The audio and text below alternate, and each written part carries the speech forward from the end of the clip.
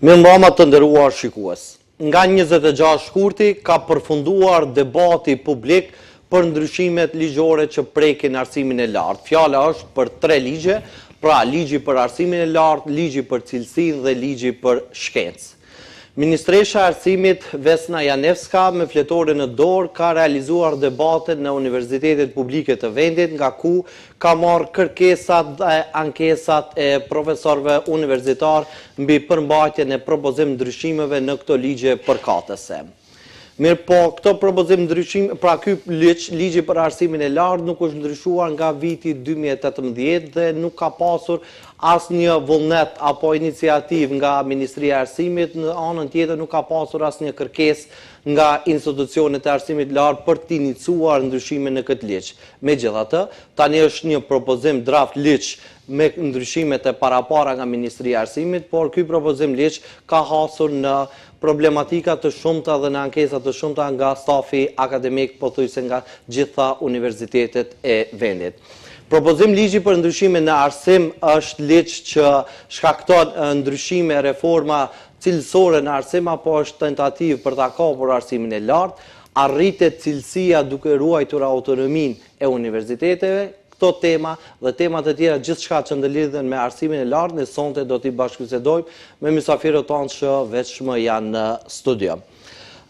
Mirëmbrëma profesor Bela, pra i ftuar sonte bashkë me ne është prorektori për financa nga Universiteti Nën Tereza, zoti Bunjamin Bela. Mirëmbrëma dhe mirë se erdhët. Mirëmbrëma, mirë se u gjetët. Faleminderit. Bashkë me neve është edhe profesori Bashkim Selmani nga Universiteti i Tetovës, pra profesor universitar dhe jurist. Mirëmbrëma, mirë se erdhët. Mirëmbrëma dhe faleminderit për ftesën. Në këtë bashkëbisedim është i përfaqësuar edhe Universiteti Ballkanik me profesorin dhe këshilltarin juridik të rektorit, pra zoti Betim Ahmeti. Mirëmbrëma zoti Ahmeti, mirë se erdhët. Faleminderit për ftesën edhe për hapësirën mediatike. Po e fillojmë këtë diskutim me atë që e bëmë dëgjuat edhe në hyre, pra debati është përmbyllur, me gjas keni qenë edhe ju pjesëmarrës në këtë debat, po megjithatë po e fillojmë me juve zoti Bela. A po reflektojnë se këto nxitim, këto në fakt të ndryshime po vinë në formë të përshpejtuar, apo vlerësoni se ky proces i ndryshimeve në ligjin për arsimin e lartë është proces i vënuar, çdo ashtu ndodh shumë më herët?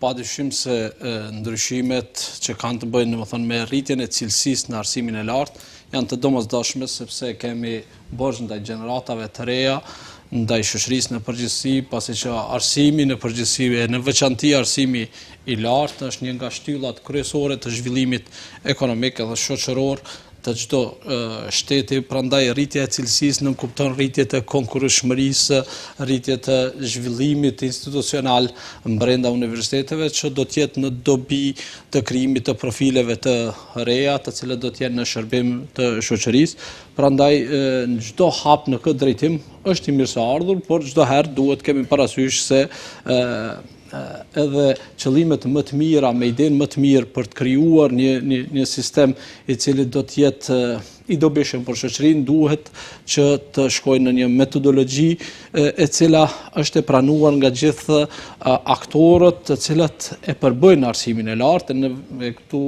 në përbërjen e këtij ligji duhet të jetë më inkluzive, më transparente, që nga fillimi deri më tani. Neve jemi dëshmitar të gjithë procesit që nga fillimi deri më tani, se përfaqësimi ose kërkesat, sugjerimet e profesoratit në lidhje me propozim ligjin nuk kanë qenë të përfaqësuara denjësisht, posaçërisht po flas për universitetet shtetërore shqiptare, të cilat as sa kam ndjeni në koordinim me profesorët e universiteteve tjera.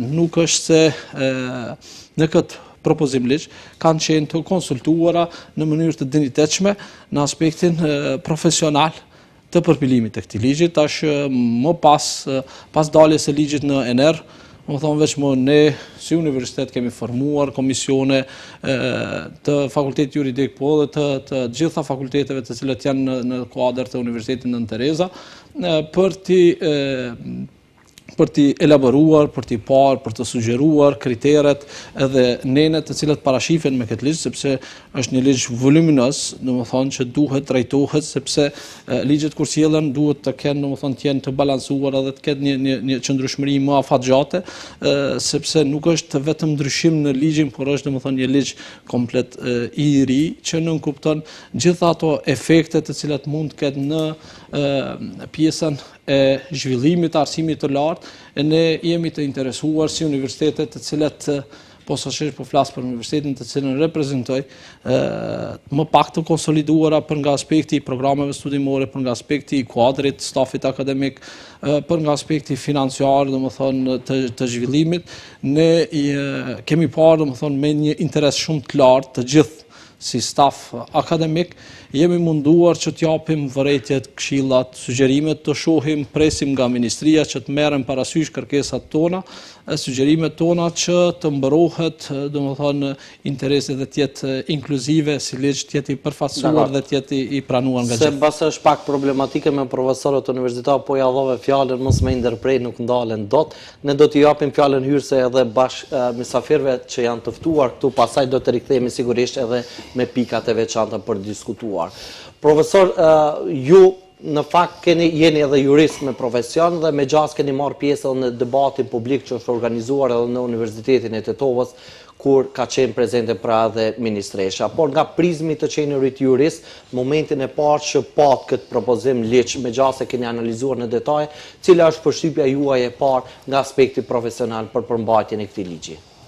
Tani, mendësia e sjelljes së ligjeve, përse përket historikut, aspektit juridik, aspektit politik dhe ndryshimit pozitiv që pritet për të ndihmuar me qëllime pozitive dhe prandaj është i mirëseardhur, mirë po nëse merret përballë mënyra e organizimit të ligjit, mënyra e përfaqësimit të ligjit, sepse ju nuk mund të sjellni një ligj pa pranimin e universiteteve, ose pa përfaqësuar, sepse ligji kur sillet në emër të universiteteve, atëherë ata do të jenë të pranishëm, të japin sugjerime, plotësime dhe kështu me radhë. Në aspektin juridik ka një rregull, thotë ligji, po e kam pyet dhe ministreshën dhe publikisht, cilat janë shkaqet e sjelljes së këtij ligji.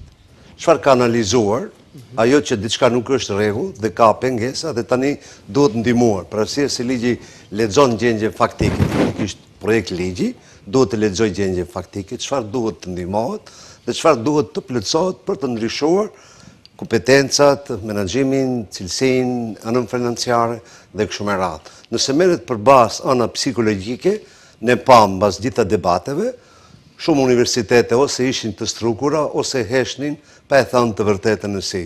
Pikërisht e vërteta ju tha në si Ministreshës së Arsimit në Universitetin e Tetovës, por edhe në universitetet e tjera, se ky ligj që brenda vetes përmban një lloj populli thot hile. Dhe ligji nuk mund të jetë ose nuk mund të ketë qëndrim negativ nëse ka reagime. Pra reagimet janë shumë të argumentuara. Universiteti i Tetovës bëri vlerësimet profesionale mbi projekt ligjin për arsimin e lartë, gjitha këto që kanë kaluar edhe në Senat. Ne i kemi të gjitha vlerësimet tona duke filluar nga autonomia, ushtrimi i veprimtarisë, institucioneve, mënyra e qasjes, përfitime që do të sjellë ligji, por edhe ngulfaqen. Në këtë rast, ky ligj, pra ligj vansi, e ka sinimin negativ. Nuk mund të ju të keni sinime negative dhe të sjellni ligje pozitive. E para është mungesa e ana e ekspertëve të profesorëve, që fatkeqësisht nga 3 universitete shqiptare, asnjë pedagog ose profesor universitar nuk ka bërë pjesë në përpilimin e ligjit. Kjo është pjesa e parë, lëshimi bazë që do të thotë shumë përse përket këtij projekt ligji. E dyta përse përket mënyrës funksionale, universiteti, vetë fjala universitet ose vetë fjala fakultet, do të rrihet nga fjala latine, që do të thotë studim i lirë, ndërsa universiteti është bashkësi e studimeve të lira, me të cilën krijon traditën dhe funksionin e saj në të mirën dhe përmirësimin e interesit akademik për emancipimin dhe përgatitjen e kuadrove profesionale, që deri tash fatmirësisht këto universitete, flas për universitetet shqiptare, kanë bërë një punë jashtëzakonisht ideale dhe shumë të mirë. Pra, vlerësoni se këtë drejtim cënohet liria akademike? Pikërisht këtu është tendenca kryesore e këtij projekt ligji, për arsye se nëse merret përballë, nëse bën një kontinuitet të shohim me ardhmjen e kësaj qeverie, por edhe por e mund të flasim edhe për qeverit paraprake, në kundërshtim gjithmonë në universitetet shqiptare kanë një neglizhencë, qoftë në aspektin financiar, qoftë në aspektin e plotësimeve financiare, dhe nga ana tjetër kërkohet cilësi, por cilësia gjithmonë duhet vi mbas rregullave dhe mbas përmbajtjeve financiare. Pjesa e parë. E dyta, përse përket mënyrës organizimit të këtij ligji, shohim se kjo qeveri bën një lloj goditje se sa mund të dorojnë shqiptarët. Jo pat me ligjet e tjera, qoftë me balanserin, qoftë me kufizimet, me punësimet, e kështu me radhë. Gjitha këto janë në kohës do ta diskutojmë edhe një segment edhe atë vendimit. Janë disa segmente që argumentojmë se ligjvënësi me këtë ligj ka qëllim negativ, por ka dhe qëllim negativ kombëtar. Pra, vlerësoni se ka edhe çaste selektime etnike. Ligji për themelimin e Universitetit të Tetovës, i cili është universitet që nuk buron nga ligjet e tjera, po jo buron nga gjaku kombëtar, dhe është merit e kombit. Dhe ajo merit e kombit rezultoi edhe me universitetet tjera, që paralelisht jemi të përbashkët, dhe mua më vjen mirë që gjithë universitetet shqiptare janë të unifikuara, kështu do të jenë të unifikuara edhe studentet edhe qëndrimet. Kjo do të varet nga ana e jonë se si do të mundemi ti përshkruajmë gjitha këto argumentet pro dhe kontra, sepse ne jemi për një arsim të lartë cilësor, akademik dhe konkurrues brenda vendit dhe jashtë vendit. Sigurisht, duke përfshirë pjesën e brendshme. Do të flasim në vazhdim saktë se çfarë kemi ato. Tani, zoti Ahmeti, si është parë ky ligj nga perspektiva e një universiteti privat? Sepse debatet e shumta janë realizuar në universitetet publike, një gjë të tillë nuk e kemi parë në universitetet private, gjë për cilën ju mund të na sqaroni më detajisht, se sigurisht ky ligj prek edhe universitetet private, mirë po si e keni parë dhe analizuar ju për brenda këtë propozim ligj? Pikërisht ashtu, Abedin.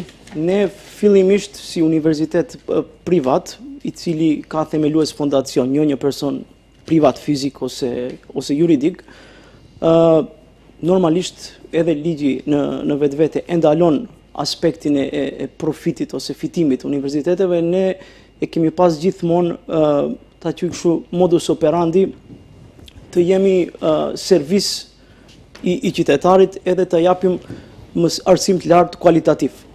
Ne që nga fillimi, jo që nuk jemi konsultuar nga ana e ministreshës, po as nuk kemi qenë të përfshirë në debat, zate si gjithë universitetet tjera, po ka këtu edhe një, ta quaj kështu një gabim në hapa nga ana e ministreshës, për shkak se debatat u hapën post festum.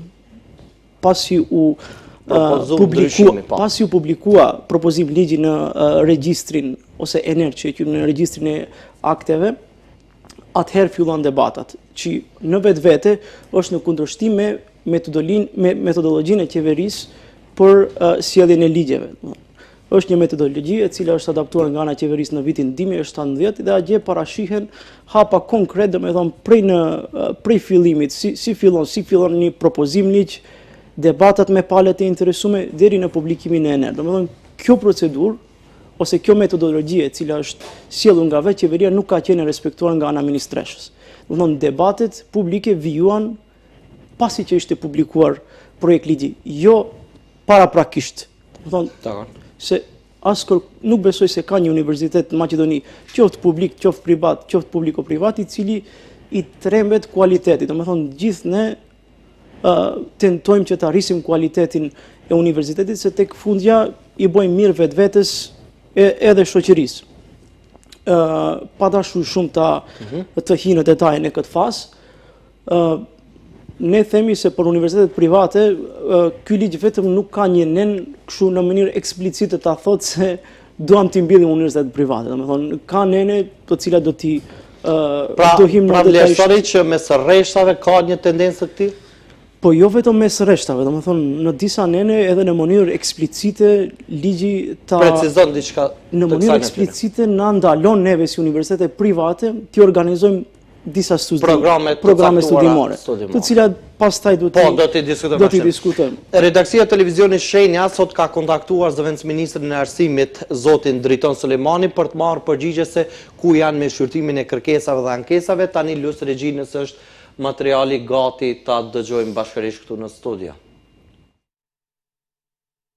Pasi që propozimi ligjet u vendosën në sistemin ENER për diskutim publik, Ministreqja e Arsimit dhe Shkencës organizoi edhe panel diskutime me universitetet në vendin ton. Tema e ligjeve u trajtua edhe në opinionin publik edhe më gjerë. Pas gjithë diskutimeve të zhvilluara janë marrë vërejtjet edhe sugjerime dhe tash është faza ku po bën shqyrtimi i tyre. Gjithsesi, se disa prej propozimeve të arsyeshme do të merren parasysh edhe të inkorporohen në propozim ligje të cilat prap do të vendosen në sistemin ENER. Ministria e Arsimit dhe Shkencës është e interesuar të sjellë ligje cilësore të cilat do të rrisin cilësinë e arsimit të lartë dhe prej këtu buron edhe kujdesi jon maksimal dhe gatishmëria për inkluzivitet. Pra e dëgjuat e kemi pyetur zëvendës ministre se ku është procesi, nuk ka caktuar ndonjë të dhënë reale se janë në shqyrtim, por vetëm një përgjigje shumë sipërfaqësore mbi procesin e diskutimit të gjithë asaj që bëhet fjalë mbi këtë ligj. Tani zoti Bela, nga analizat që keni bërë, kemi dëgjuar edhe paraqitje publike të rektorit të universitetit tuaj, ku ka informuar që Universiteti Nën Tereza ka formuar një komision të përbërë për juristëve të cilët kanë analizuar këtë ligj në detaje. Megjithatë, nga ajo që keni parë dhe keni dëgjuar edhe prej kolegëve tuaj aty dhe ju që keni parë personalisht, cilat janë pikat e dobta të këtij propozim ligji?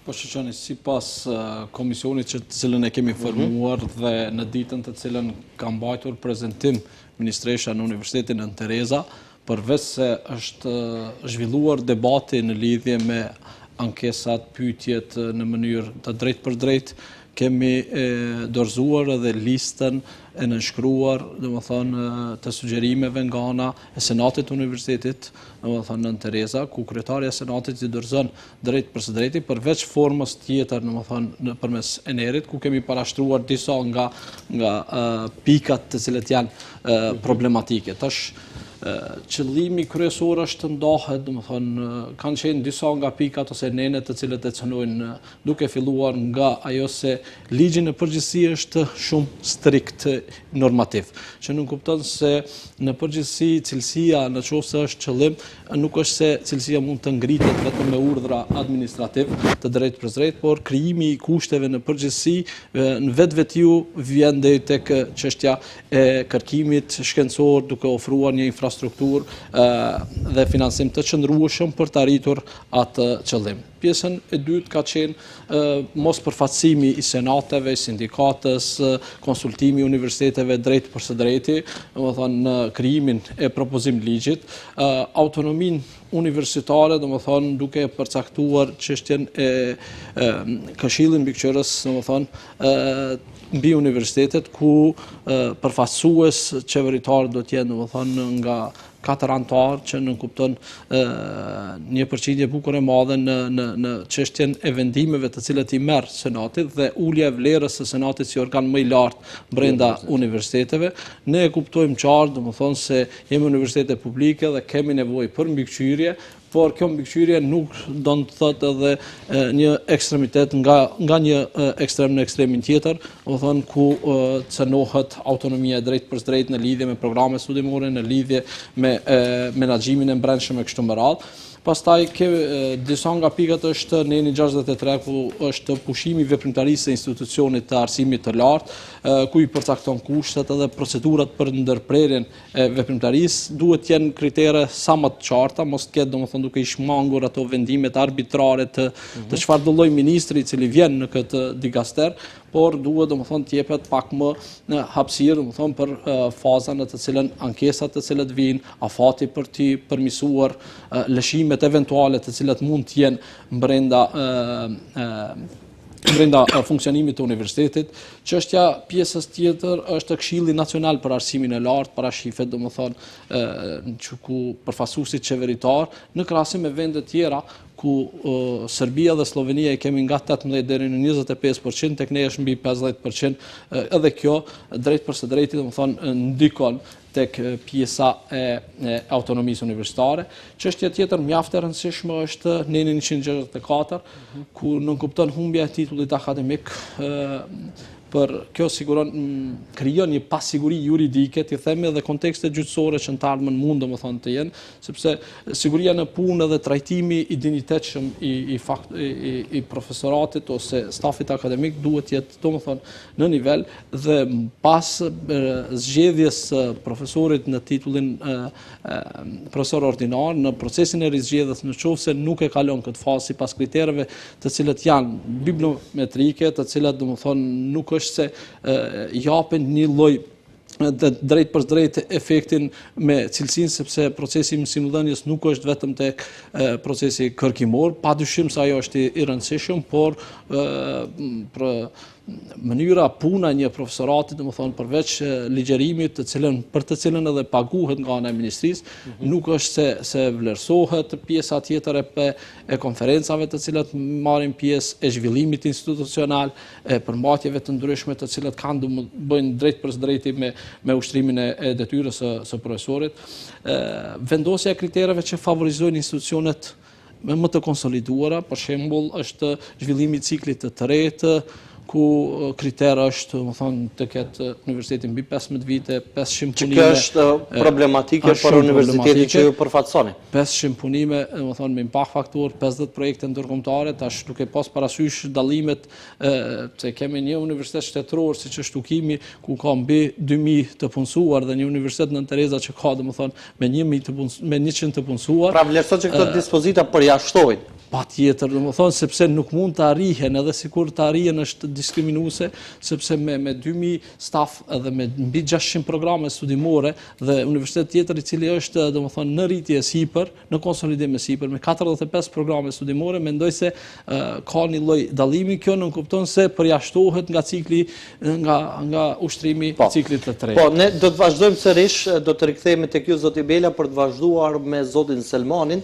Sa i përket nenit 46 ku përmendet autonomia universiteteve dhe që ka qenë një prej problematikave kryesore, dhe në bazë analizave juridike që janë bërë, rezulton që 83% e përmbajtjes së këtij nenit, pra 46 që prek autonominë e universitetit, janë në kundërthënie me ligjet ekzistuese të këtij vendi. Pse ka në realitet ky propozim ligj kaq shumë shifra të larta të përqindjeve kundërthënie me ligjet ekzistuese, dhe kur jemi tek ndërhyrja e shtetit, thënë më qartë, në universitete, kujt i shërben kjo? Ne kemi detektuar gjitha këto, edhe kanë kaluar pikat referuese, me të cilët duhet të plotësohen dhe të merren parasysh dhe të përfillen nga ana e ministrisë, përse përket sjelljes së ligjeve, Maqedonia nuk largohet nga mendësia e plagjaturës ligjore. Nëse bëjmë një analizë dhe shohim brenda kësaj decenie, janë sjellur shumë ligje, jo vetëm për arsimin, mund të shohim arsimin fillor, arsimin e mesëm, të shohim ku pedagogët ose mësuesët i kanë bërë, i ka shndruar në administrator, përse përket ushtrimit dhe veprimtarisë së shtetit nga institucionet të huaja të arsimit të lartë në 26, projekt ligji për arsimin e lartë propozohet të ndryshohet në mënyrë që edhe institucionet të huaja të arsimit të lartë të vlejnë në të njëjtën kushte si për ato vendore. Pra, nëse merret për bazë e gjithë kjo çështje që ne po analizojmë në detaje, ka dhe një historik, sepse universitetet shqiptare janë relativisht të reja, normal, kanë krijuar një traditë të theksuar, sepse gjithë studentët tanë të cilët kanë diplomuar në të universitete, kanë edhe jashtëzakonisht suksese në nivelin ndërkombëtar, që nuk kupton se universitetet luajnë dhe ushtrojnë rolin e tyre përsa i përket ngritjes akademike. Mirë po, nëse shohim për bazë çështjen e kufizimin, sepse politika maqedonase dhe institucionet e tyre gjithmonë mbajnë një nacionalizëm sekret, të cilët insistojnë ta referojnë nëpërmjet ligjeve. Cila është kjo? Shohim 10 vitet e fundit buxhetet e universiteteve shqiptare. Shohim 10 vitet e fundit investimin në shkencë. Thuhet në aspektin arsimor, sepse investimet, cilësia, për cilësia nuk bëhet pa para. Ja vetëm një rast argumentues fa japun këtu. Shihni për 3 vite me radhë, do të shihni se të gjitha universitetet, ja Kirili Metodi, mbi 8 milion euro për investime shkencore. Shohim Universitetin e Tetovës, 0 denar. Shohim Universitetin e Nën Terezës, 0 denar. Por to janë me vite në kontinuitet. Dhe gjitha këto, aktualisht flas për përgatitjen akademike shkencore, gjithë kjo është bërë me investime individuale dhe profesionale ndjenjës për arsim. Mirë po, ki rezultat dhe ki sukses i arsimdashësve shqiptarë, të cilët me çdo kusht insistojnë që ta mbrojnë dhe të jenë konkurrent, legjislacioni kufizon një çështje të tillë. Unë e marr vetëm për shembull nenin vitin 2008, gjithë ministrat në përgjithësi nga themelimi i Universitetit të Tetovës, gjithë ministrat që kanë ardhur diçka i kanë marrë Universitetit të Tetovës ose kanë kufizuar, po kjo ministresh insiston ta marrë gjithçka. Të marrë autonominë, por nuk guxon ta prek. Ai universitet është themeluar me gjak dhe do të mbrohet i tillë deri në fund. Prandaj universitetet shqiptare duhet të kenë një qëndrim. Ose ti pranojnë këto vlerësimet profesionale që i ka sjell Senati të universiteteve tona, ose në asnjë mënyrë nuk duhet që të pranojnë. Njëjtën gjë duhet të jemi një qëndrim edhe duhet të kenë këtë qëndrim edhe deputetët, se ata janë të parët, se ligjet kur sillen fillimisht u jepet deputetëve. Deputetët duhet ta lexojnë, duhet ta mësojnë, duhet të shohin pjesët negative, duhet të shohin pjesët pozitive, dhe çdo ligj ka qëllim avantazhet. Po ky ligj ka qëllim disavantazhe në gjitha aspektet e mundshme, qoftë në përgatitje profesionale, rrezikon regres, dhe ato me ligj. Ja për shembull, e shihni te pjesa e përfshirjes, ja Universiteti i Tetovës, për shembull, ka kuadrë, të cilët gjitha kuadrët, mund të thënë mbi 95% janë të doktoruar, të magjistruar jashtë, dhe vinë nga shumë universitete me renome, dhe nga ana tjetër buxheti, ulja e buxheteve. Mënyra vitin 2013 neve na ndaluan në mënyrë të parësyeshme ndalimin e doktoraturës, e nxorën një rast aty te rangimi. Këto të shohin Universiteti i Tetovës nga vendi 8 ose 9 ka mbërë vendin e 4, a nga ana tjetër për 10 vitet Ministria nuk kërkon llogari pse nuk ka funksionuar Komisioni i Evaluimit dhe neve në është ndaluar që të kemi shkollën e doktoraturës. Shumë në kohë, profesor, megjithatë, ju në fjalën tuaj hyrëse thatë që ka një qasje edhe etnike, një selektim etnik nga ana tjetër për periudhën kohore që po i referoheni edhe më pas Ministria e Arsimit të Shkollëhequr edhe nga shqiptar, po edhe nga profesor që kanë qenë në universitetin tuaj. Nuk e mohojmë ne këtë. Po. Pjesë e fajsisë, nëse shqiptarët nuk kanë të drejtë të ankohen, nuk kanë të drejtë Ministrisë së Arsimit dhe Ministrisë së Drejtësisë. To di Ministri ka udhëhequr, po dikush nuk i ka kryer obligimet e vet. Unë përmendëm, nenin di, për shembull Universiteti i Tetovës është themeluar me Gazetën Zyrtare 24 të vitit 2004, me të cilën përbante komplet autonominë reale dhe ka pas një ligj eksplicit për themelimin e Universitetit të Tetovës dhe lejonte me master, me doktoratur, po edhe brenda dhe jashtë gjithë ato bashkëpunimit, dhe shohim nga ana tjetër u anatemua jo në bazë ligjore, po thjesht në bazë të nacionalizmit institucional, se vetëm për shkak të rangimit. Dhe tash Ministria duhet të kërkojë llogari. Komisioni i Evaluimit brenda 10 viteve ka marrë paga dhe nuk ka bërë rangimin. Nuk e ka kryer detyrën e tij. Ne flasim për rangimet që bën të qëllimshme apo pa të qëllimshme. Dhe kjo nuk lejon shkallën e lartë të doktoraturës dhe e kufizon cilat janë shkaqet. Pjesa tjetër, shohim mënyrën e buxheteve, jo thjesht se e gjitha është e lidhur këtu, se nacionalizmi institucional maqedonas reflekton në mënyrë të heshtër dhe gjithmonë nëpërmjet ligjit. Shohim buxhetet, mbas cilëve kriteri i ndajmë buxhetet ato. Ne kemi për shembull një numër të lartë të studentëve, nëse bëjmë krahasimin në Universitetin e Shtypit, Manastirit dhe universiteteve të tjera, do të shohim që numri është jashtëzakonisht rritje buxheteve shumë fish më i lartë, siç e shohim edhe këtu. Me thënë kjo bën përballë. Mirë, por universitetet shqiptare i kanë bë ballë asaj dhe do t'i bëjnë edhe në të ardhmen. Mirë, po unë besoj që është mendim personal, gjitha këto vërejtje që i kemi bërë edhe në formë të shkruar, duhet detyrimisht që të pranohen. E para ka bëj, ju përmendet nenin 26, po ashtu ne mund të përmendim edhe nenin 11, të shtohen disa dispozita për plotësimin automatik të vendeve të lira të punës në stafin mësimor, shkaku se pensionimit, duke përdorur fondet financiare, tashmë duhet të jenë të sigurta dhe të mësonte përfshirjen e kuadrove të reja, sepse këto nuk lejojnë. Shumë raste ka kur shumë pedagogë shkojnë në pension dhe këto vende nuk plotësohen. Një kuadër të ri kemi edhe këtu në studio. Dhe këto ndëgjohem ne ministri, veç pak të sqaroj. Ne ndëgjohem edhe vetë ministreshën, ajo di si u përgjigj në këtë pyetje.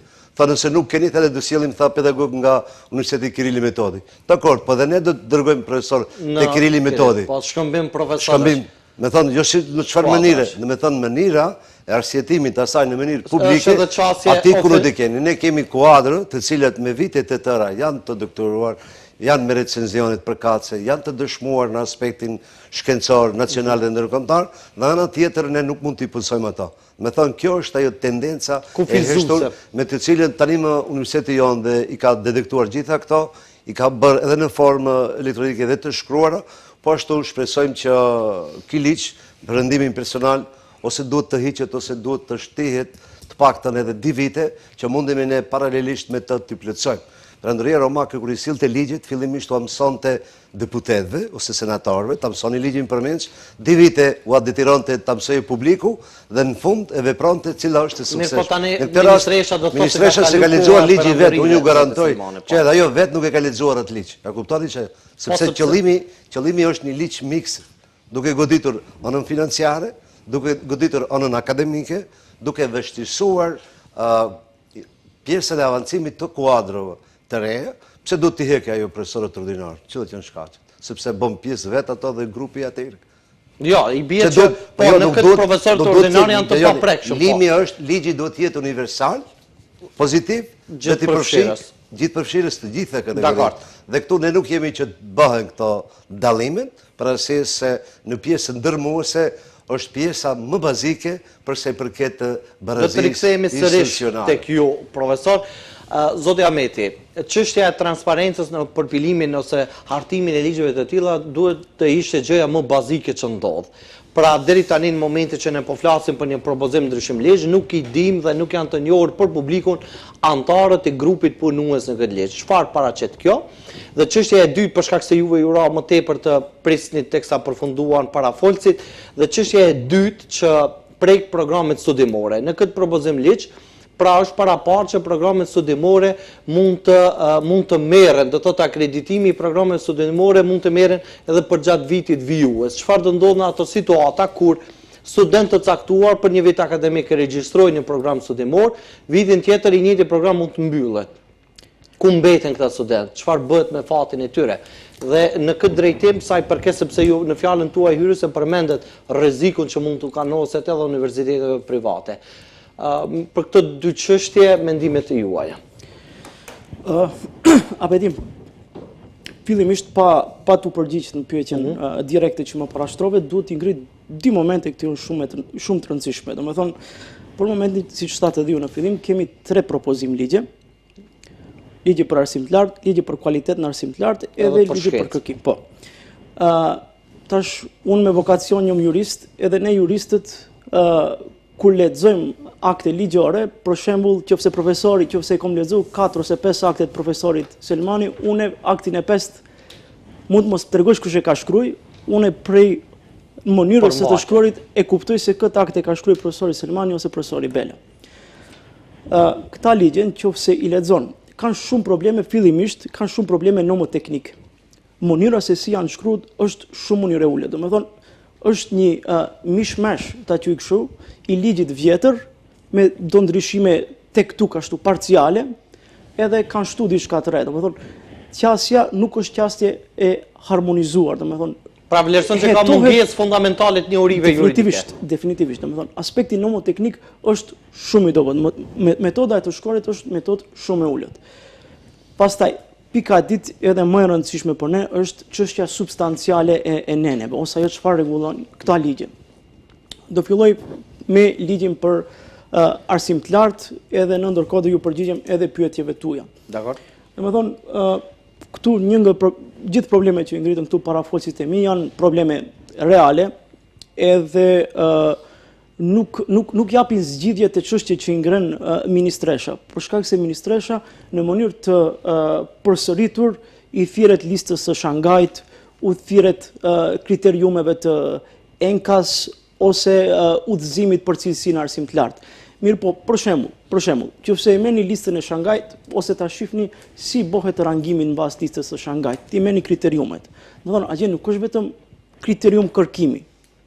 Nuk është vetëm një indikator, ke edhe indikator tjetër, për shembull arsimi, ligjerimi, edhe gjithë një ndër indikatorët më të rëndësishëm, krejt ky vlerësim bëhet per capita. Domethënë, universiteti sa profesor ka, per capita dhe ashtu nxjerret një lloj mesatari. Këtu atë që e tha dhe profesori Bela, ky ligj nuk bën dallim ndërmjet universiteteve të mëdha, mesatare ose të vogla. Të gjitha i trajtojnë njëjtë. Edhe me automatizëm i përjashton këtë. Me automatizëm i përjashton disa universitete. Kjo është pjesa e parë. Pjesa e dytë, nuk bën dallim ndërmjet universiteteve private edhe publike. Tash unë e di se ministresha edhe gjatë debateve besoj se ka qenë ashiqare se ka një lloj, tash nuk do të hiti gjikoj ata qëllimet e saj për shkak se motivet është shumë e ulët, po sikur ka një ndrojnë dhe universiteteve private. Për shembull, ne në Universitetin Ndërkombëtar Ballkanik kemi të paktën 44 programe studimore. Të paktën, kemi 8 fakultete. Edhe mundohemi programet e tona ti updatojmë konform nevojave të tregut. E tash, me ligjin për kualitet në arsim të lartë, deri tash procedurën për akreditim e ka kry bordi i akreditimit, që është organ në përbërje të Agjencionit për kualitet në arsim të lartë. Tash, bordi i akreditimit zaventohet me këshill për kualitet në arsim të lartë. Mirë po, çfarë është këtu atë që tha profesori Hilja? Ky këshilli për kualitet në arsim të lartë nuk ka kompetenca për të pru vendime akreditimi. Po çfarë bëhet? Këshilli formon disa i qunë komisione profesionale. Edhe të komisionet profesionale përbojnë prej 3 antarëve, një profesor prej Republikës Maqedonisë, një profesor prej shtetive të jashtme, që është i vërtetum në fellën e vete, tash ajo çfarë do të thotë, ajo standard juridik mund të interpretohet kujt si komenon, edhe paramedo një student duhet të jetë në atë komisionin që do ndaj akreditime. Tash kuptonja ju kjo sa është ta quaj kështu absurd. Ato janë të propozuar nga Ministri i Arsimit ose nga qeveria. Tash nga universitetet. Po. Mbi 60% të jashtëm pra. Tash do vite ajo pjesë. E tash këtu ne kemi ne gjithë jemi në kontakt tan kohën me bordin e akreditimit, edhe prandaj vjen shumë keq se ministresha nuk e bëni debatën paraprakisht debatën publike me gjithë universitetet private dhe publike, dhe ne do t'ja kishim tregu krejt brengat që i kemi në arsim. Nuk ka ti ndroj hiç. Biles bordi i akreditimit, ne kemi shumë vërejtje për bordin e akreditimit, sidomos në çështjen e time managementit ose menaxhimit kohës në sjelljen e vendimeve, për shkak se janë shumë ngadalshëm. Edhe shumë shtrenjta, janë të kushtueshme edhe në aspektin financiar. Administrata që është barë e rëndë për buxhetin e universitetit. Administrata gati nuk funksionon, domethënë në ligjin konkret ka një neni 145 ku i parashef afatet shembull për sjelljen e vendimit për akreditim. Domethënë pse ne jemi të gjithë kontakt, se jemi të njëjta fellë dhe kontaktojmë për shembull me profesorët e Nën Terezës, jemi komshillëke dhe ne i ndajmë brengat edhe të mirat. Nuk ka rast ku bordi i akreditimit nuk ta vonon vendimarrjen. Nuk ka rast. Edhe ne jemi në kontakt me ata, them nuk kemi njerëz. Domethënë tash ti ke kështu probleme ti ty, probleme bazike, edhe tenton të sjellësh një ligj që nuk përkon me realitetin. Edhe nuk jep përgjigje ndaj problemeve që janë reale të universiteteve. Shkojmë tutje. Qofse themi ky komision prej 3 personave, ky komision bjerë i vërteton a i ke plotësuar ose nuk i ke plotësuar kushtet për akreditim. Edhe mund të japë vlerësim pozitiv ose negativ. Tash, brenda këtij këshillit, ministri formon komision për kundërshtime. Domethënë ministri i emëron 3 persona direkt. Domethënë ti nëse ke ankesë ndaj këtij komisioni, ankesa jote shkon direkt brenda ministrisë. Me automatizëm principi i 2 niveleve ose principi i kontrollit të aktit, i sigurisë juridike edhe i kontrollit bjen nuj, është princip kushtetues ky. Tash unë nuk mundem të ankohem te njëjti nivel, domethënë logjikisht duhet të ankohemi në ndonjë komision i cili garanton një lloj pavarësie dhe është nivel më të lartë se vetë komisioni. Edhe këtu komplet procedura nëse hiç është diha pa mas edhe shefat figurën e përgjithshme, komplet procedura e akreditimit është e centralizuar o te ministresha o te komisionet të cilat i formon ministresha. Tash ne këtu, edhe pse në mënyrë eksplicite e kanë hek për ligjit për kualitet në arsim të lartë të drejtën për padi administrative, e kanë hek në ligjin për arsim të lartë, që është tash në fuqi, është në mënyrë taksative se nëse nuk je i kënaqur nga vendimi i bordit të akreditimit, mund të hapësh padi para gjykatës administrative. Në këtë ligj e kanë fshi. Mirë po, kanë harruar me ligjin për kontestet administrative, është një drejtë që të garanton ai ligj, domethënë nuk është se të hupen e drejta, mirë po pse e kanë hek për atë, unë nuk e kuptoj cila ka qenë poenta.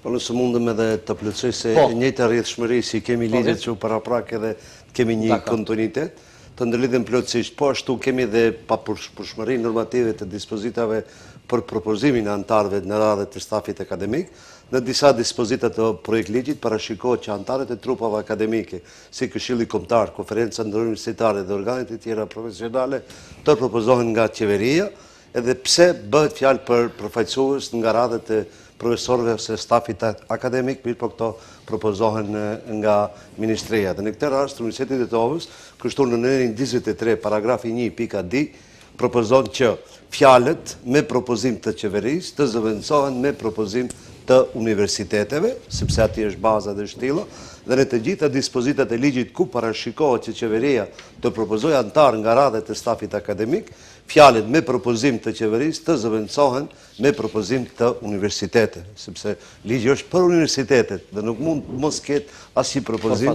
nga universitetet, por këtu ka filluar pa universitetet dhe pa pedagogët universitar të jenë pjesë përbërëse e ligjit, sepse ligji ka karakter pozitiv dhe anën pozitive duhet të krijojë mundësi të barabarta për të gjitha çështjet që kanë bëjnë drejt për së drejti me çështjet e përbashkëta. Po ashtu edhe për sa i përket autonomisë dhe këtu ta përmbyllim, për caktimin të autonomisë vlerësojmë se është e përshtatshme të propozojmë shtesa në lidhje me plotësimin kadrovik. Në nenin 11 të shtohet dispozita që mundëson plotësimin automatik të vendeve të lira të punës, që përmendën me fillim, përfshirjen e kuadrove të reja, shfrytëzimi racional të mjeteve buxhetore që brenda këtyre decenijeve gjithmonë universitetet shqiptare kanë qenë ose të minimizuara dhe të krijohet një kriter. Si do të ishte kriter? Nëse një universitet i ka 10.000 studentë, dhe të hirat brenda buxhetit jo më të mëdha. Nuk munden e ju 10.000 student të ketë një universitet marrë milione dhe të ketë dikush një universitet 10.000 student dhe të marrë 200.000 euro. Shembull, to presupozoj. Edhe këtu pjesa jo vetëm për çështjet e buxhetit, por edhe te punimet shkencore. Ju pak më parë profesori përmendi se tha mbi 500 punime. Po 500 punime ka investuar shteti në Kirili Metodi. Asnjë projekt, unë për brenda 20 viteve që jam pedagog, kam mbi 11 libra universitar të butuara me konferenca, gjithë ata i kam bërë me buxhetin familjar. Dhe asnjë gjë nuk e kam marrë nga shteti. Po pikërisht kështu do të është edhe problemi. E pse tash një pedagog ti marrë gjitha këto, kur dihet do të bëhen në mënyrë lineare. Nëse një punim u takon nëse ka 250 profesor, nga një punim të takoj gjithë. Këtu çfarë ndodh? Krejt investimi dhe buxheti bëhet në Kirili Metodi dhe tash këto duke insistuar që të avancojnë, se të shohim edhe në aspektin e keshpërdorimeve shkencore. Nuk mundet një universitet të gjallëndaloni shkollën e doktoraturës dhe nga ana tjetër ju të prodhoni doktoratura në numër të pakufizuar. Shihni ju Kirili Metodi, shihni universitetet tjera sa kanë doktoruar jashtë që nuk e njohin gjuhën zyrtare.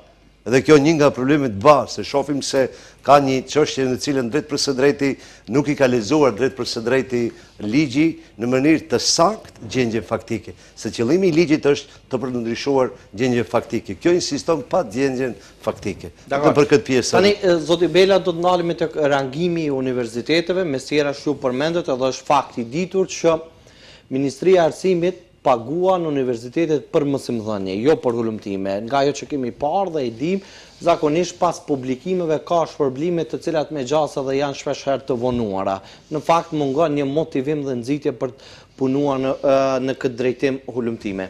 Sa i përket çështjes posaçërisht Universitetin Nën Tereza, Universiteti i Ri, tashmë keni filluar edhe ndërtimin e objektit të ri, sa në ky propozim liç, sa ky do thotë shkakton një stagnim të stafit akademik në zhvillimin e aspektit të hulumtimeve, sepse nëse do duhet vazhdimisht të plotësohet ajo norma prej shumës së përcaktuar të hulumtimeve, kjo i bie që profesorët që janë të angazhuar fare nuk do duhet të merren me ligjërim. Gjatë gjithë kohës do duhet të jenë të përkushtuar në hartimin e hulumtimeve të ndryshme dhe publikimin në revista me impact faktor në e kështu me radhë. Sa është kjo problematike për UNT-n?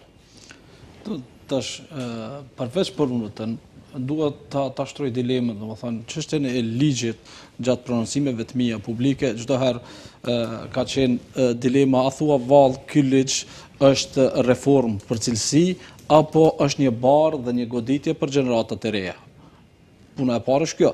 Dyta është, a thua vallë po krijohet një lloj pabarazie në aspektin e universiteteve të konsoliduara dhe atyre të pa konsoliduara, sepse në vetvetiu, domethënë në qoftë se kërkohet hulumtim dhe arritje shkencore, ne duhet kemi një lloj infrastrukture në aspektin e aksesit në databaza, në aspektin e shpërblimeve ose aspektin financiar për t'i motivuar, për t'i stimuluar, sepse dim se shumica e punimeve me Web of Science, domethënë, janë me një çmim të lartë, domethënë financiar, dhe kjo sikur e rëndon pjesën e hulumtimit. Pjesa tjetër është se universitetet e reja në mungesë të stafit akademik, në mbulesën e orëve, sepse ne pasi që të marrim akreditimin e një programi studimor, ne kemi patjetër të realizojmë detyrat dhe orët të cilët janë të destinuara për studentët, ndërsa mbetet, domethënë, një paparazi në këtë aspekt derisa tek një program studimor të një universiteti të konsoliduar, i cili i ka, domethënë, me 5 student, 35 profesor, ana e kundërt ose raportin për shembull e kemi një profesor për 10 student, në Universitetin Nën Tereza kemi një profesor për 25 student, që nuk kupton 2 fishit 2.5% fish më shumë se sa kemi ngarkesë të obligimeve që së i përket mësimdhënies pari, të cila është parsore në këtë rast, e më pastaj çështjen e kërkimeve. Duke u kthyer tek pjesa buxhetore, të cilat në vazhdimsi investimet të cilat janë bërë në laboratore në universitetet tjera shtetërore, në krahasim me Universitetin Nën Tereza, tash ne është e vërtetë se kemi gurthemelin e kampusit të ri, po kjo nuk do të thotë se tash gjitha investimet duhet shkojnë vetëm tek kampusi i ri, i cili do të bëhet për 5 vite. Çështja është se çka do të bëjmë neve për këto 5 vite. Do të funksionojmë vetëm me 3 milion denar për 8 fakultete, të cilat janë të ndara për çështjet e investimeve laboratorike. Domethënë, diku 15.000 euro për një fakultet, çfarë laboratore ne do krijojmë, në çfarë kushte ne do punojmë brenda këtyre viteve.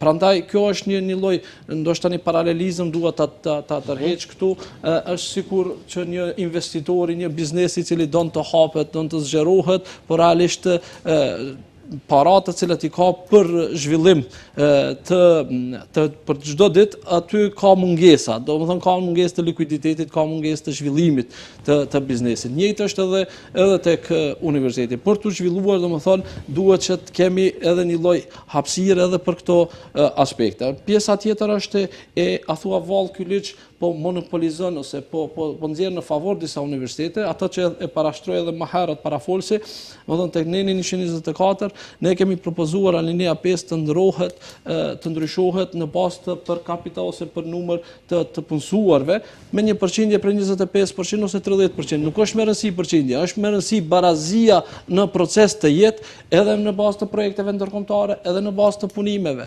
sepse ne, domethënë, besojmë në stafin të cilën e kemi me gjitha këto përvoja, por domethënë kriteret në mënyrë absolute e vështirësojnë arritjen e këtyre qëllimeve. Prandaj është paradoksale, domethënë në ligj flitet për kualitetin, ndërsa lejohet që në mënyrë kumulative të kenë cikli i parë dhe cikli i dytë të ketë notën mesatare 8.00, që mendoj se duhet jetë për secilin cikël të jetë ajo notë mesatare mbi 8. E jo në mënyrë kumulative, se kjo nuk kupton se në shkallën e parë 6.5, pastaj 9 në ciklin e dytë, që e dim gjithë se edhe kompenzohet, domethënë japim hapësirë dikujt i cili nuk e meriton pjesën e stafit. Që kjo nuk i shërben as rritjes së cilësisë. Pjesa e tjetër është për shembull për joint degree, ku ka vendosur kriter në top 500 universitetet botnore, mendoni se do të jetë interesi një universiteti i cili është i ranguar në top 500 të ketë joint degree me një universitet nga Republika e Maqedonisë së Veriut? Ju lutem. Domethënë, duhet të jemi sa moralist, të shohim gjërat, domethënë të bim në tokë dhe të shohim cilat janë kushtet dhe si të ofrohen disa periudha tranzitore. Unë mendoj se lista e Shangajit nuk duhet të jetë qëllim në vetvete. Ajo duhet të jetë pasojë e zhvillimit të një sistemi të arsimit të mirëfillt. Sa i përket high indeksit? Çështja e high indeksit është domethënë me të vërtetë e panevojshme, sepse posaçërisht për atë edhe thash është goditje për gjeneratën e re, një i cili boton një botim një artikull shkencor dhe duhet pret minimum 6 muaj deri 1 vit derisa të botohet në aspektin financiar ngarkesë, dhe aspektin tjetër duhet ta mendon se për 2-3 vite të pret të citohet nga kolegët e tij ndërkombëtar. Sa neve jemi të njohur ndërkombëtarisht për të arritur këto lloj citime që kanë të bëjnë me high index, unë mendoj se nuk e reflekton pjesën e cilësisë, mendoj se cilësia është një konglomerat i më shumë elementeve, komponentave të cilët e bëjnë një profesor të dobishëm për të krijuar ato gjenerata të cilët do të japin vlerë shtesë për shoqërinë. Pjesa tjetër që mendoj se është prapë në kundërshtim, edhe është paradoks me cilëtetin, është pjesa e kufizimit të asistentëve, të cilët vinë edhe diplomojnë, doktorojnë jashtë vendit e kanë patjetër 3 vite të punësuar si asistent, më pastaj të merr titullin docent. Kjo, a thu vallë, një i cili ka diplomuar jashtë në top ndoshta 500 universitetet më të ranguara në botë, duhet e ka luksun që të pret 3 vite derisa të plotson kushtin të avancohet në profesor. Tash mos harrojmë se sipas statistikave shohim se mbi 50-60% kemi të profesorëve ordinar të cilët nuk i cek ky ligj. Shumë pak nga profesorët të cilët kanë vlera dhe kanë një ideal për arsimin e përgjithësi. Dhe tash kur shohim universitetet e reja kanë më shumë docent edhe profesor inordinar edhe gjenerata të cilët duhet punësohen. Universitetet shqiptare kanë nevojë për punësime, domethënë për zgjerim të programeve studimore, dhe tash ne me këtë konstelacion që e kemi në krahasim domethënë me universitetet tjera, atëherë e parandalojmë ne këtë në mënyrë në qofse parandalojmë asistentët e ri të cilët vinë nga universitetet mirë ranguara, në qofse se ne e cenojmë të drejtën e profesorëve ordinar të cilët bëhen me rizgjedhje nuk do të arrijnë kushtin për të rizgjedhur, përjashtohen nga puna. Në qoftë se nuk zaventësohen ajo që u tha nga kolegu nga profesorët të cilët dalin në penzion. Gjitha këto janë faktor në një farë mënyrë, në mënyrë indirekte, që mos të hapen programe të reja në universitetet ku operojmë ne. E kjo është, domethënë, një lloj threats, një lloj kërcënimi afatgjatë, duke menduar çdo herë për 20-30 vite të ardhshme, sepse tek e fundit, domethënë, këto kritere nuk po mendojmë për sot. Pasojat nuk vërehet. Shumë shpejt do të lidhem me zotin Ahmeti sa i përket asaj që tha dhe zoti Bela, që mbi 60% gati pjesa e stafit akademik janë vetë se profesor ordinar dhe janë të paprekshëm. Ju mbase edhe jeni në proces të doktorimit dhe sa në fakt kjo është problematike për gjeneratët e reja sa i përket punësimit të studentëve cilët kanë ambicie për të krijuar karrierë akademike në universitete. Abedin, ka një kontradikt logjike në krejt këtë ta qyshë në këtë ekosistem. Ministresha në mënyrë konstante është të thonë se qëllimi, premisa më ose qëllimi kryesor i këtij propozimi ligji është rritja e kualitetit. Mirë po, kur i hapëm, për shembull, në nenin 161 të propozim ligjit, kur i hapon edhe i këshyr kriteriumet për zgjedhje. Atje një problem që vrehet menjëherë është çështja e notës mesatare që i ngriti profesori Bela. Për shembull, me nenin 166, paragrafin 1, 2 dhe 3 të ligjit aktual që është në fuqi, është e parapame të kesh notë mesatare minimum 8 në të gjitha ciklet studimore. Tash, për shembull, ky ligj lejon që me notë mesatare 8 kumulative në cikël të parë dhe të dytë ti të kalosh. Që do të thonë se praktikisht me notë mesatare 6.5 dhe 9.5 në master, anë krejt e dim se masteri është pak ma liberal ta që i kështu. Sepse fokusi është tek teza e masterit, më shumë po. Shumë shpejt arrin atë notë mesatare 8. Tash kjo është një oksimoron, edhe nuk shkon në anën e asaj që pretendon ministresha, anën e kualitetit. Shkojmë të gjithë, çështja e punimeve. Domethënë, për këtë propozim ligj, vetmet gjurnallat që janë të pranuara është Web of Science. Tash, për shkak se ka pas kërkesë që futit edhe Scopus, po. Domethënë se e kemi ngrit në Web of Science në nivele stratosferike, ama ta pastrojmë atë çështje. Web of Science është firmë private, e kuptoni? Nesër Web of Science mund ta mbyll dyqanin edhe çfarë do bëhet me krejt punimet. Scopusi njëjtë. Domethënë fetishizimi deri në këtë nivel i këtyne databazave nuk besoj se shkon në favor kualitetit. Për shembull, në Serbi edhe në Shqipëri. Atje autonomia e universitetit, që edhe në këtë rast autonomia cënohet në mënyrë të drejtë për drejtë për shkak se një prej autonomive është edhe vetë rregullimi i kësaj natyre, domethënë çështja e publikimeve, sa duhet publikohet, ku duhet publikohet. Për shembull në Serbi, në ligjin për arsim të lartë, ti nuk gjen asnjë nen i cili të kërkon kaq kriteriume strikt, domethënë. Atje për shembull me akt në ligjor edhe me akt interne të universiteteve, dallimi i parë që bëhet atje, bëhet ndërmjet shkencave eksakte, shoqërore, humane, për shkak se shumë rënd është të publikosh një punim si docent ose si profesor ose si profesorin ordinar në një publikim, në një database të shkencave shoqërore humane, po edhe çështja e citimit është shumë më e rëndë edhe më e ngadalt se sa në shkencat eksakte. Ajo është problemi i parë. Problemi i dytë, tash kjo qeveri pretendon se duhet ta ruajmë gjuhën, kulturën etj. Tash unë kur do detyrohem të publikoj në Web of Science në Scopus, unë do detyrohem të shkruaj në gjuhën anglisht, për shkak se citim në gjuhën maqedone dhe shqipe nuk ta bën askush citimin. Edhe me automatizëm citimet H-indeksin i ke matulta. Serbia këtë çështje ka diferencuar edhe e rregullon me akte interne dhe akte ligjor. Kjo është respektimi i autonomisë universiteteve, jo kjo që bëhet këtu te ne. Aq rigoroz ligji që çdo aspekt e mbulon me ligj, jo me akte interne. Për shembull, ligji që është në fuqi. Teneni 166 paragrafi 1.3 i parashef punimet që duhen për docent. Edhe atje thot minimum 4 punime në publikime në baza referencë në 5 vitet e fundit. Ama këta janë kushtet përgjithshme. Për shembull, ne në Universitetin Ndërkombëtar Ballkanik kemi sjell rregullore, me cilën rregullore ne për shembull kriteriumet për zgjedhjen në titull më të lartë i kemi ngrit paktën 10 herë më shumë se sa që kërkon ligji. Për shembull, vlerësohet çështja e mosimdhënies, po vlerësohet çështja e pjesëmarrjes në projekte ndërkombëtare, vlerësohet çështja e publikimeve, monografive, që nuk është e parapan për shembull për docent. Krejt këto aspektet e ne vlerësohen. Ose në gjithë universitetet gati e kanë një rregullore. Edhe me këtë ligj në mënyrë direkte cënon autonominë e universitetit. Për shembull në Shqipëri, edhe në Shqipëri me ligjin për arsim të lartë nuk rregullohet asgjë. Atje rregullohet me akt nënligjor ose VKM, që i thon ato, me vendim të kryeministrisë. Edhe atje çfarë pash, për shkak se e bëna një analizë komparative.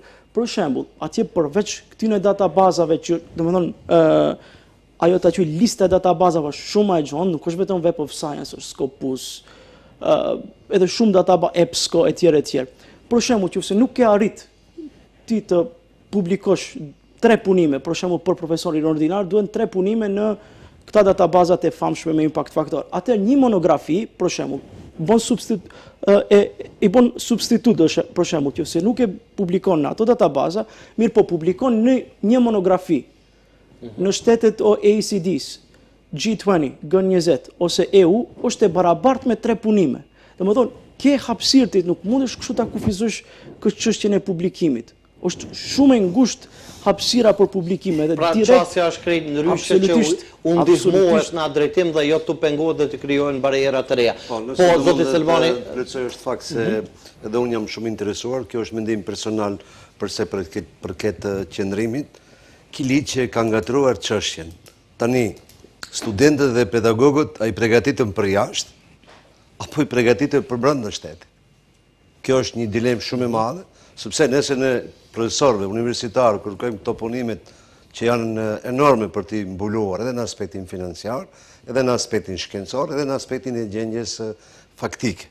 Nëse i përjashtojmë ne pedagogët universitarë, nëse i shohim gjithë me radhë këtu, do shihni që për shembull struktura e kuadrit akademik sipas universiteteve 2024-25, totali profesor të rregullt i kemi 74, Kirili Metodi, pasandaj kemi të pjesa 65%, 25%, dhe të shohim se docentët vetëm me 9 ose 24% përfaqësohen. E para që ky ligj dhe ky shtet, jo rastësisht fillimisht e thash se tu kemi ligje plagjiatur. E para që do të bëj, unë nuk pata mundësinë drejt për së drejti që ja propozoj ministreshës, propozimi individual, është dashur të bëjë indeksin shtetëror për sa i përket integritetit akademik. Ju mund t'i kërkoni një pedagogut universitar që t'i ketë këto punime, dhe ai do të merret brenda semestrit, do të rrijë krejt botën, do të shkelmi konferenca, dhe nga ana tjetër nuk e mban një orë mësimore, dhe indeksi i integritetit akademik do të thonte që ti përmbante disa kritere këtu që i kam unë përbashkëta këtu mbi 24 pika, që drejt për së drejti ligji të koordinoj punën. Për shembull, një pedagog universitar, sa tema të mastrit, sa tema punime seminarike, ato janë krejt aktivitete, një punim i mastrit gjatë nga 6 muaj deri një vit, është shumë punë, shumë mund, sepse ajo kontrollohet, verifikohet dhe nuk njihet. Të futen të gjitha këto. E tash, nëse këto 25 tema të mastrit, ne kemi studiuar për shembull për korrupsionin të zonë, që nuk i parashek i ligji asgjë, nuk shef elementet që cilat janë devijimet që mund të ndodhen. Jo, e përmendëm fillim se nuk është konstatuar gjendja statike. Po do të konstatohet, ja kjo do të ishte ajo indeksi shtetëror, që do të shërbente edhe ministrisë, por do të shërbente edhe çdo pedagogu dhe çdo studenti për punën publike, sepse edhe studimi i studentit, edhe studimi i pedagogut kanë qëllim për të përmirësuar gjendjen faktike të interesit publik brenda shtetit të Maqedonisë. Universiteti i Tetovës kur është themeluar për interesin e kombit shqiptar në Maqedoni. Nuk është themeluar për Harvardin ose për societet tjera. Mirë po, në aspektin shkencor dhe akademik, ai përgatit kuadrët e caktuara. Po ashtu përse përket fondit për mbështetjen e publikimeve shkencore, do të ishte mirë, Universiteti i Tetovës ka propozuar që mjetet nga paragrafi 1 të këtij neni të sigurohen nga buxheti i Republikës Maqedonisë së Veriut dhe të planifikohen si posti veçantë për qëllime brenda mjeteve për arsimin e lartë dhe veprimtarinë kërkimore dhe shkencore. Do të thënë paralelisht ana financiare, sepse në psikologjinë dhe sjelljen e ligjeve, ligji është i suksesshëm aq sa ka mjete. Ky ligj ka mjete dhe shumë ligje të tjera. Nuk mund të sillni një ligj ku nuk e dim sa mjetet i ka të rezervuara dhe sa ka të detektuar. Nëse një profesor universitar, për shembull, i Kirili Metodit, që përmendet që i ka 50 punime, dhe shkojnë brenda atij asistenti atij ka 3 punime, ose një profesor ordinar merr pjesë të gjitha konferencat botërore të mundshme, dhe nga ana tjetër atij asistentit nuk i lejohet. Edhe kjo do të ishte mirë që të parashihet në mënyrë të drejtë një pedagog universitar dhe të takonin 3 punime shkencore, asistentëve dhe kjo do të ishte indeksi bazë, kjo propozim personal, me të cilin do të ishte një letër njoftimi i punës së barabartë, sepse gjitha veprimtaritë janë me interes publik. Nëse nuk do të bëhet me interes publik. Pra letër njoftimi secilit për punën që bën. Për punën që bën. Po, se mund të ketë 5 punime, por një semestër s'ka qenë punë. Propozim realt dhe korrekt. Ja, këto ne propozova me shumë pika, por për hir të kohës, sepse kemi gjitha këto të shkruara. Po, jemi krejt në fund, po, zoti Bela. Desha të shoj vetëm në aspektin e financimit, pasi që jam projektori për financa dhe investime brenda dhe jam drejt për drejti përgjegjës për gjitha procedurat që kanë të bëjnë me çështjet e financimit në universiteti shtetëror. Dhe nga aspekti i buxhetit vetëm ta shiqoni, nuk duhet shumë koment, unë mendoj. Universiteti Shënqerili Metodi ka një buxhet prej 110 milion euro, nga të cilat buxheti bazë janë 71 milion euro, me shifra por rrumbullaksoj që t'jemi më të qartë për opinionin publik, nga vetë financimi, do më thonë, nga mjetet të cilat i gjeneron vetë universiteti, janë dikun 34,7 milion euro. Universiteti Shën Kliment Ohridhës njëjtë, më thonë, është 18,5 milion, nga të cilat 13 janë buxhetore. Universiteti Tetovës dikun 21 milion, 22 milion të rrumbullaksojmë, 17 milion janë nga buxheti dhe 4 milion janë nga vetë financuese. Universiteti i Gocë Delçev në Shtyp, dhe më thonë 21 milion, Universiteti Nën Tereza ka 5,8 milion. Duke i përfshi këtu mbrenda, dhe më thonë që struktura harxhimit, dhe më thonë të mjeteve, është mbi 70% po them, për paga dhe për investime kapitale. Për çështje tjera të përkrajes financiare, për pjesën e hulumtimeve, për pjesën e investimeve në laboratori mbetet, domethënë një shumë simbolike që nuk mund pritet domethënë diçka reale. Pjesa tjetër e këtij ligjit është ku nga mjetet të cilat janë buxhetore dhe nga mjetet vetanake, shteti tash ose ministria do të vendosë edhe për shfrytëzimin e mjeteve vetanake. Domethënë është një lloj përzierje brenda të, në qoftë se ne kërkojmë nga mjetet vetanake një zgjerim të buxhetit buxhetit për një qëllim të caktuar nga mjetet të cilët i kemi krijuar brenda nga numri i studentëve të cilët i kemi, aty ka të drejt për drejti Ministria e Financave, domethënë të bllokon dhe mos të lejon shfrytëzimin e atyre mjeteve për ato qëllime të cilat ne i kërkojmë. Kjo domethënë në një farë mënyre të gjitha disa nga ato zërat buxhetorë të cilat më herët kanë qenë të financuara nga buxheti bazë, tash po të i kalohen dhe po orientohen drejt buxhetit vetanak. Që nuk kupton shteti drejt për së drejti, domethënë tenton që edhe këto mjete vetanake të cilat i krijon vetë universiteti, nga 10% të cilët kanë qenë të shfrytzuara më herët, se 90% ka qenë nga buxheti, tash shkon në shifrën deri në 30%, që është një rritje domethënë drastike dhe përzierje në këtu zoti Bela, sepse jemi krejt në fund dhe për ta përmbyllur me juve krejt një çështje që është edhe në interes të publikut, por edhe të studentëve, që ndëlidhet pikërisht me rangimin e universiteteve për sa i përket studentëve të diplomuar. Kur do diplomojnë student, natyrisht secili student profilohet që në të ardhmen të hyjë në tregun e punës. Në Agjencinë e Administratës, që është agjenci përgjegjëse për konkurset që hapen në vendin tonë, kur hyn në provime dhe kur bëhet vlerësimi i studentëve, sa i përket rangimit të universiteteve, sa është kjo problematike, sepse këtu është vërejtur një sër ankesa nga studentët shqiptarë që diplomojnë nga universitetet shqiptare, që janë të diskriminuar për shkak të koeficientit të ulët të universiteteve shqiptare përballë universitetesh në Kirilli dhe Metodë. Në fakt kjo nuk është çështje etnike, sepse ka studentë shqiptarë që diplomojnë nga Universiteti i Kirillit, por nëse krahasojmë koeficientet për sa i përket diplomimit të studentëve, sa është kjo problematike dhe a diskutohet kjo çështje, a është ngritur ndonjëherë si shqetësim që ky kriter i rangimit përmes koeficienteve të largohet? Po, realisht, domethënë, për koincidencë, para një jave kisha një lloj kërkese nga zëvendës drejtori i Agjencisë Administratës, Muhamet Krasniqi, të kemi një lloj takimi së bashku me rektorin, domethënë që të ngrim këtë çështje që ka të bëjë drejt për drejti me çështjen e punësimit të alumnit atyre të cilët diplomojnë, sepse shohim domethënë këtë lloj diferencimi në aspektet të punësimeve të vendeve të punës, ku një i diplomuar nga Ukimi dhe një i diplomuar nga Nën Tereza, për shembull, ose universitetet tjera ose Universiteti i Tetovës, kanë diferencë në koeficientin e vlerësimit që i japin për të pranuar në punë. Ne domethënë do të mbajmë brenda javës së ardhshme, do të kemi një takim me zëvendës drejtorin i cili domethënë pa angazhohet në këtë drejtim që të ketë një lloj nivelizimi të koeficienteve me të cilët do t'ju lejohet hapësirë domethënë edhe studentëve shqiptar të jenë të trajtuar domethënë njëjtë së bashku të barabartë. Për këtë çështje është antikushtetuese, antiligjore dhe drejt e kufizimit së drejtës studimit, për arsye se të gjitha të drejtat e studimit janë universale dhe janë të barabarta. Kjo preferohet vetëm për një elitë studimesh, për shembull Shtetet e Bashkuara të Amerikës. Në Gjermani ka 23 studentë, fatmirësisht që krijojnë buxhetin e Gjermanisë. 22 nga di ato janë studentë shqiptar, një është nga Kosova dhe një nga Maqedonia që janë studentë në Universitetin e Tetovës, dhe nga ana tjetër çfarë ndodh këtu? Këtu bëhet një shkelje e të drejtës elementare të arsimit të lartë. Nuk është problemi se kemi ne edhe shkelje të tjera. Do të shihni edhe te pjesa e avancimeve. Mene ju Universitetin e Tetovës e Kirilli Metodit të shumë avancimet që i banë, përveç punësimeve që është 11 me 1 ose numri shumë i lartë përse përket njerë mënirës punësimit pas një kriter të barabartë, sepse nuk e parashe ligji i cili universitet është me i rangum. Edhe rangimet janë më mënyrë të padrejtë. Rangimi nuk e mborë. Çfarë kriteresh i rangon universitetet, kur 10 vite nuk e ka bërë pjesën e saj, edhe të është jo, ato njerëz duhet të shkruajnë përgjegjësi penale.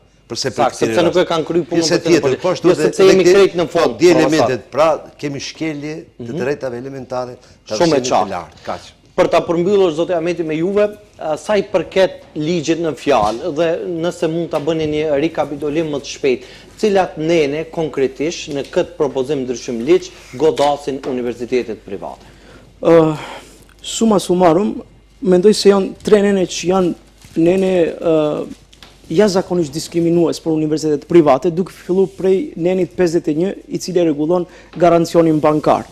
Në këtë nen, për shembull, parashihet se universitetet private duhet të ofrojnë garancion bankar 100% për krejt vitet të studimit për çdo student. E tash vetëm për komparacion me ligjin që është në fuqi, ne duhet të ofrojmë 25% garancion bankar për vitin e studimit. Për shembull, pse duhet unë të ofroj garancion bankar për 4 ose 5 vite, mbarësisht sa zgjasin studimet. Unë nuk e di ti ndoshta në vitin e 3 do t'i loj studimet. Ndërprer. Me këtë në mënyrë të drejtë për drejtë. Atë që tash në fillim vetëm nuk është në mënyrë eksplicite e shkruar në ligj se universitetet private duam t'i mbyllim. Kjo në mënyrë direkte neve na atakon se nuk ka jo universitet privat, po krejtëve na grumbullosh private publike nuk mundemi këtë garancion bankar ta ofrojmë. Është absurd i llojit vet. Thash prej 25% për një vit, tash ka shku në 100% për çdo vit. Neni i ditë ose çështja e ditë, një që në atakon në mënyrë të drejtë për drejtë janë programe studimore. Në nenin 130 paragrafi 10, në mënyrë të drejtë për drejtë i ndalon për shembull programet në mjekësi, në farmaci, në veterini, stomatologji, motra medicinale, akusheri, drejtësi, edhe në siguri. Në mënyrë të drejtë për drejtë thotë universitetet private prej sot nuk do munden më të organizojnë këto studime. Për shembull ne edhe atë që sqarova edhe ministresha. Sepse ju jeni kuadri aty universitetit. Publiku ju kufizon numrin e pranimit. Limiti do t'i lejon më shumë student pranohen, ndërsa universitetet tjera nuk i lejon. Me thënë çdo segment ka kufizim. Atë që thash, ne edhe pse jemi për nga forma organizimit universitet privat, veprimtaria jonë është veprimtari publike. A e kuptoni? Ne në fund absolutisht ne në fund vitit nëse kemi hipotetikisht tash 10 milionë euro në ARK. Ne nuk mundemi ato t'i dajmë si dividend. Krejt çka mundemi të bëjmë është t'i reinvestojmë. Edhe ne atë kemi bë. Shembull kemi investuar në poliklinika, në laboratori, shumë të majme. Edhe tash brenda natës si kujtohet administracioni thotë jo, ju këto programe studimore nuk mund t'i organizoni.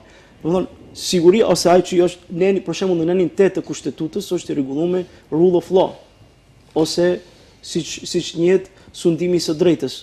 Edhe siguria juridike. Si mund është ashtu brenda në minutën e 50 të lojës me i ndru rregullat, domethënë me automatizëm e thënë kushtetutën. Edhe neni 3 që është nen katastrofal është neni 214 në nenet përfundimtare dhe kalimtare, ku thotë se profesorët që kanë marrë titullin full professor në universitetet private nuk e mbajnë atë titull me ligjin e ri. Domethënë bën diskriminim direkt mbi akademikët tonë që kanë marrë titullin full professor. Por çfarë arsye unë nuk e di. Për shkak se edhe profesorët në privat, edhe në publiko-privat, edhe në publik janë zgjedhur mbas të njëjtit ligj. E kuptoni, mbas të njëjtave kriterium. Domethënë ku është ideja tash e këtij diskriminimi atë e din vetëm ata që e kanë shkruar këtë ligj. Dakor. Ne këtu duhet ta përmbyllim sepse edhe ashtu kemi kaluar. Na kanë mbetë shumë çështje pa diskutuar, por për shkak të kufizimit të kohës. Ministria duhet të hasë në mënyrë të drejtë dhe barabartë të gjitha këto verëqe që vinë nga universitetet shtetërore shqiptare të merren parasysh dhe të përfillen, vetëm ajo do ishte mesazhi joni përgjithësi. Shumë shkurt edhe për ju zoti Bela. Njëjtën s'dua të përsëritem, domethënë kërkojmë që këto sugjerime domethënë të shqyrtohen, të plotësohen të korrigjohen sipas domethënë që të jetë një çështje inkluzive dhe barabartë. Nëse nuk do të plotësohesh dhe nuk do të krijohesh një hapësirë nga ministria, atëherë të kundërshtohet nga ana e deputetëve. Por ju, për fund unë mendoj se këto dy ligje duhet fillimisht të tërhiqen, fillohet me debat publike, edhe të shkruajnë ligje të mira konform nevojave universiteteve, se këta ligje janë të pariparueshme për mendimin tim. Ligjin që e kemi për moment është ligj i ri, ja i sjellur në vitin 2018, mundet me disa ndryshime të vogla ti rregullojmë çështje që nuk janë të plotësohen ato mangësi. Dakor, faleminderit shumë për kohën tuaj, ishte kënaqësi ju kemi këtu mysafir. Faleminderit për ftesën. Faleminderit shikues nderuar për vëmendjen tuaj dhe miru takofshim deri në takimet tona të radhës.